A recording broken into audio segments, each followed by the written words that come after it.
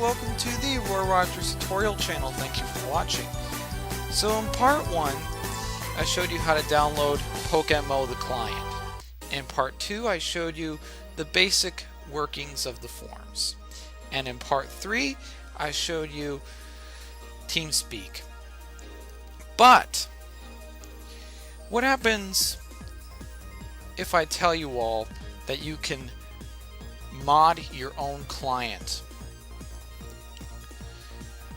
And I'm sure you all would say, man, I would love to have my own client.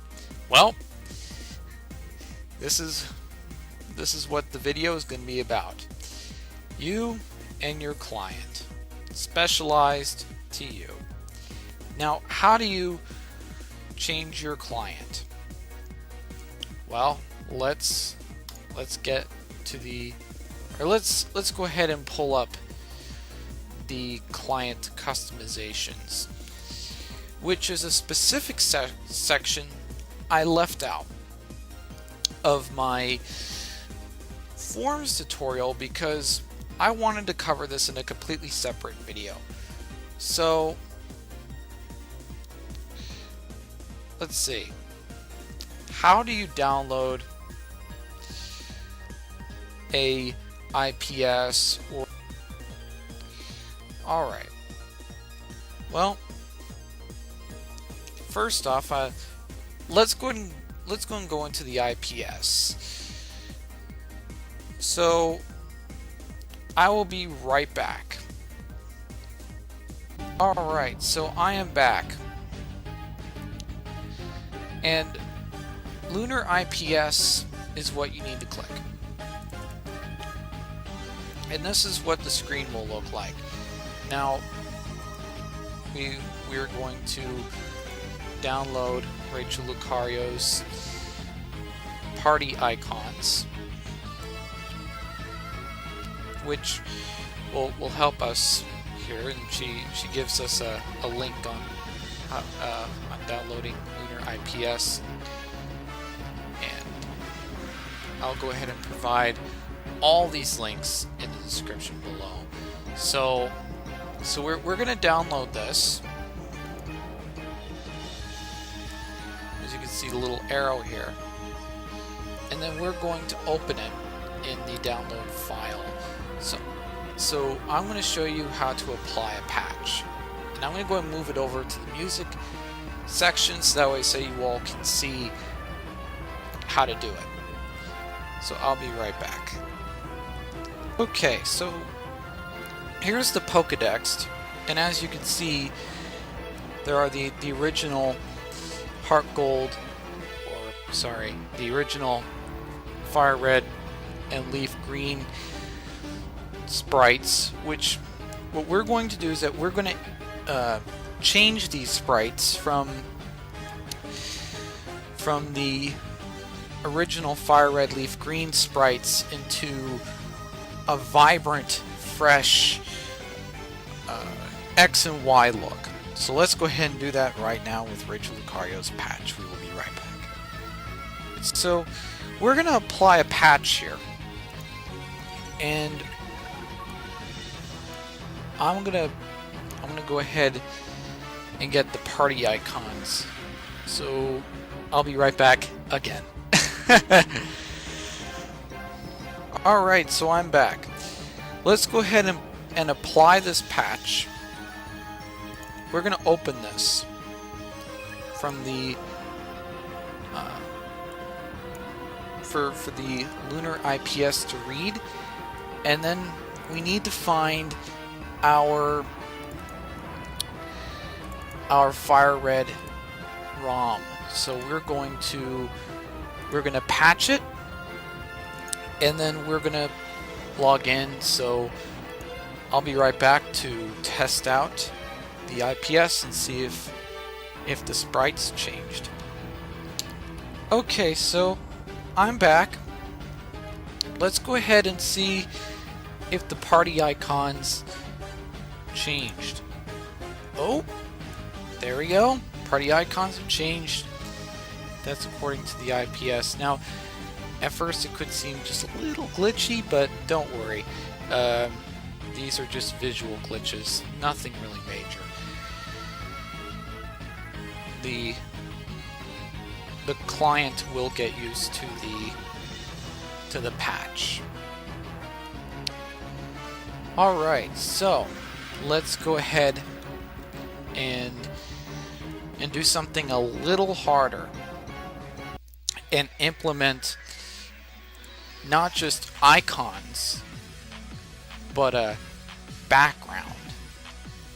It may, you know, I wouldn't really say it's harder, but I think it takes a little bit more work.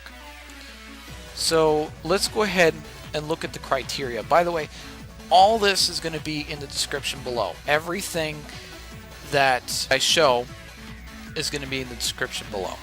So look forward to that. I will be right back to change this whole background. Watch. Alright, so our next challenge is going to be to change the whole background from here, here, and here. This may look a little complicated, but don't worry.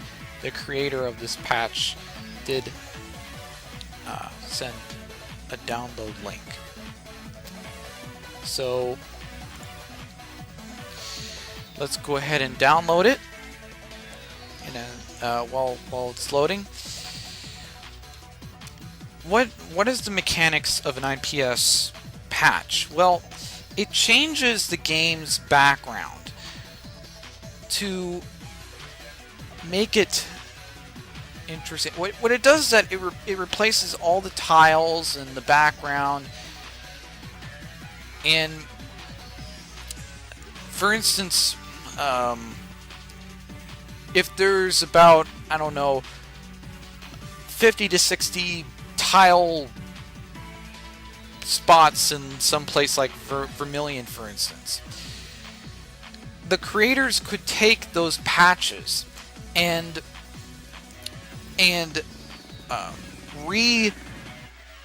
relocate all the patches over to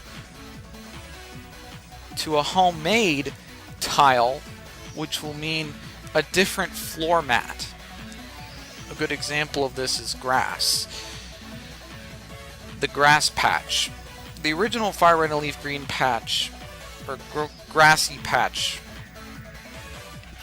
you know, is recognizable, but if someone took a grass patch and replaced it, then that's how the IPS works. It basically replaces all the tiles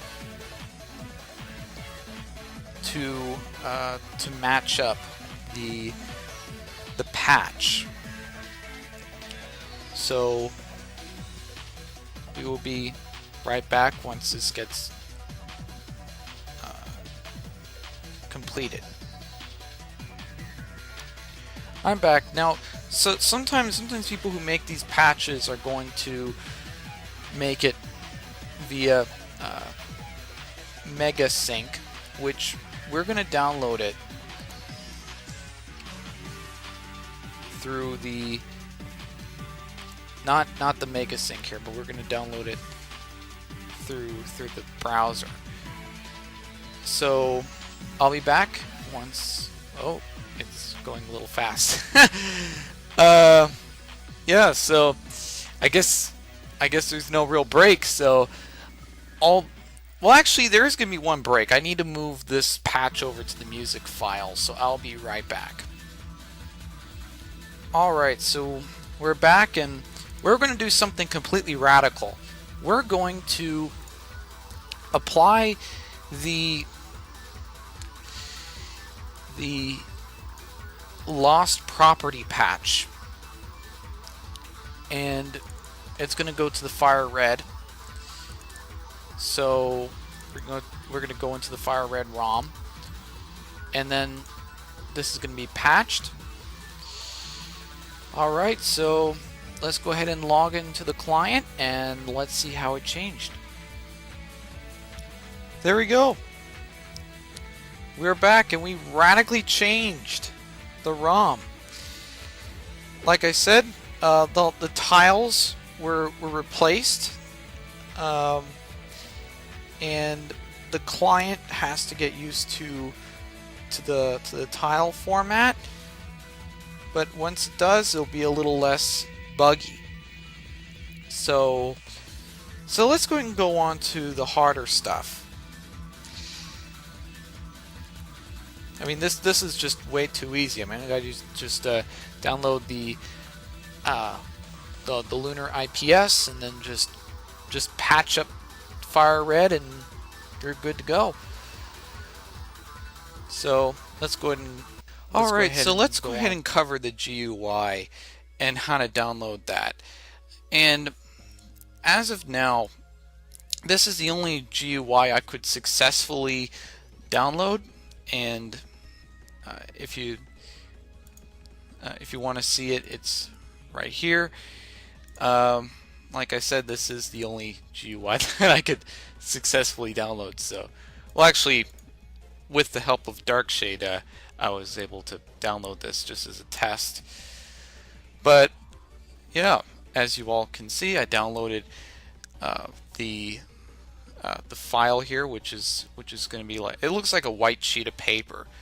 But what you need to do is go to the 7Z website, and then you need to download the MSI. Download that, because it's almost like a I guess I don't really know how to word it. It's almost like another file that you have to unzip, except it's not like a file with a zipper. It's just like a white sheet of paper that you need to unzip via 7-zip. So, oh, sorry. 7-zip is an archive extraction program. Yes, an archive extraction program. So it like, for instance, when you download this is a rare archive. So Darkshade has helped me unzip this behind the scenes. Let's go to our client here, and Darkshade has done a lot of the legwork for me. So so I'm just going to go and walk through it. So how do you make it into one of these files? So that way, it'll pop up on your login screen. Well, all right. Oh, sorry. No, continue. Oh, all right. So what you need to do is that you need to make it into a 7Z file. If it's not a 7Z, then you need to go into your programs list, and then you need to then you need to activate it from there. Yeah. So, Darkshade, would you like to give a little brief summary of what you did to my computer? Sure. So upon installing 7-zip, by default, it won't always become the program used for opening zip files or .rar files, and you want to make sure that it's always recognized as the default program for extracting RAR files. So what you do is you find a .rar file, the one that you want to extract, you right-click it, hit Properties, and it should give you the option to change the default program that's associated with that particular file type. So what you do is you'll hit that, it will bring up a menu. Depending on which operating system version you're using, in 8.1, which I believe Best Friends is currently using, it will give you a pre-built app list, and you want to click something along the lines of load more apps. After doing that, it will take you to what's essentially Windows Explorer, and from there you can find the 7-zip file that you need to associate with the .rar file. It's usually under C program files and then 7-zip, and the one you want to find is called 7-zip FM, which will then take you to the 7-zip UI whenever you double click a RAR file, and you can extract it from there. You can then also go into that UI after you've booted it up, hit Tools, then go to 7-zip and add it to the context menu, so every single time you click a RAR file, it will give you the ability to extract it straight from Windows Explorer. So how's that for an explanation? Yeah, that's a pretty good explanation. But the only thing is, where's the toolbar? that you were talking about. I'm trying to show my viewers here. So if you double click your .rar archive that you have, Oh yeah, at the top there should be a button that says Tools, sure. and then Options, All right. and then there should be a tab that says 7-zip. It says my zip. MyZip. Yeah, that's the default zip name. All right, hold on. The file that you were trying to extract before, yes? Yeah, I have my rare archive in front of me. Yes. Sorry about that. You paused for a That's little okay. bit. Yeah. So you double click that. Oh, sure. Yeah, and then I'm right here at the express zip compression. It shouldn't boot up ExpressZip, it should boot up 7-zip if you've added it to the default file association. Oh yes. So the default, we're gonna open up with the 7-zip GUI, or wait. Yep, that's it. Yeah, it's already open like that. So, and then after that, Okay, so in the GUI there should be a Tools button at the top, sure. and then there should be an Options option. Yep. So if you click that, it should take you to another page, and a window should pop up. It says System 7Z folders, or sorry, 7-zip folders, editor, settings and language. That's it. You want to hit the 7-zip button, the tab, All right. And then and in there is a tick box that talks about adding it to the context menu. On yours, it should be automatically ticked, but for those who don't have it automatically ticked, that's where they want to turn it on. so add the archive. Should be add to the context menu, or something along those lines. It will say context menu in it, have a tick box next to it. It's usually near the top. Oh. You found it? I think so. Icons in context menu, right? That's the one. Yep. It's this box. So, okay. And then after that, then you just go to the minus sign here with the blue minus sign, and you just do extract, which will then give you a folder here, which pretty much I think we're pretty much done. But yeah, for any people that that want this 7Z program, I'll go ahead and provide it in the description below. And yeah, so let's go ahead and log into the client and see how to set this up. And last time we went over, well, we went over to the mod management, which we well, actually, yeah, we didn't do that yet. Sorry about that. Yeah, that's I pre-taped it, so yeah. But we did go into client management though, and we did set in the ROMs and stuff. But what we want to do is to go to the settings, which I'm going to mention a little bit in depth in a later tutorial.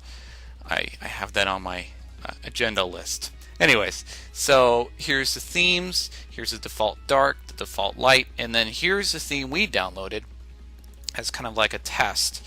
So I'm going to log into the game and see if it looks anything like this. So I'll be right back. Alright, so I am back, and the game is looking really good so far.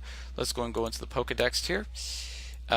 Here's this blue theme, and let's go into the trainer list, and here's the swords that's there. So Darkshade says, since you're here, I want to ask, are you allowed to store other GUIs in the same data and theme folder on PokeMMO, Yep. the client? Nice. That's what it's there for. Yeah, so this is in the client, the data, and then themes, and there you go. And you know, a little bit of some technical knowledge you need to know about, but once you know that, you're good to go. Let's go ahead and look at the PC to see if it has the same theme. Yes, it does. All right. So, and if you're not that excited about this theme, you can always go into your settings and change the theme back to default dark. So there you go. Or you can change it back to default light. But that's for a later video. Anyways, thank you, Darkshade, for being with me and helping me out with the computer. You're welcome. Yeah. So, all right. Anyways, so let's go right to the mods. It's the hardest mod. It's called the Animated Battle mod. So let's go ahead and download this. And I've heard from the community that they don't know how to download this ROM. Or not ROM, sorry, mod. So let's go and download this. And this was updated as of August 25th of 2015. There are the sprite fixes, and then this was updated on September 6th of 2015. So let's go ahead and download this. So let's go and download, and we will be right back. Almost forgot to say, for the animated battle sprites, you need to extract them all, because they all come in a zipped folder. You need to unzip the folder, and then I'll show you some more after the extraction is complete. Okay, so there are two things I downloaded.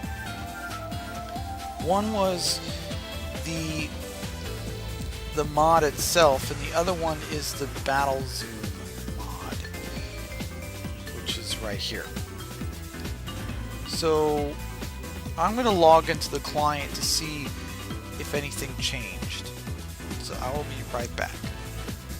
Okay, so I'm back, and all you have to do is just download the animated battle mod here and download the Battle Zoom fix. Once you do that, go to mod management, and then we're going to check off animated battle by River Key. Okay, we're going to save. So there we go. Let's go and see if the mod worked, and I will be right back. Right, I am back. The sprites have changed from that Heart Gold and Soul Silver sprite into the animated battle mod. So there you go, lively sprites. And like I said, all the download links will be provided in the description below. I'm going to go ahead and put in the original ROM of Fire Red and refresh Vermilion. So just to let you know, if you're not satisfied with an IPS ROM, you need to have a brand new Fire Red ROM, which is why you need to save a FireRed ROM if you're planning to test out GUIs. Or not GUIs, sorry, patches. GUIs are removable, IPSs are not. So, in other words, if you want to remove an IPS, you need to re-download Pokemon FireRed. Anyways, this is the Roy Rogers tutorial channel. Don't forget to comment or subscribe to my channel, like or dislike the content that you see here. And if you have any questions, let me know in the comments section. This is the Roy Rogers tutorial channel, signing off.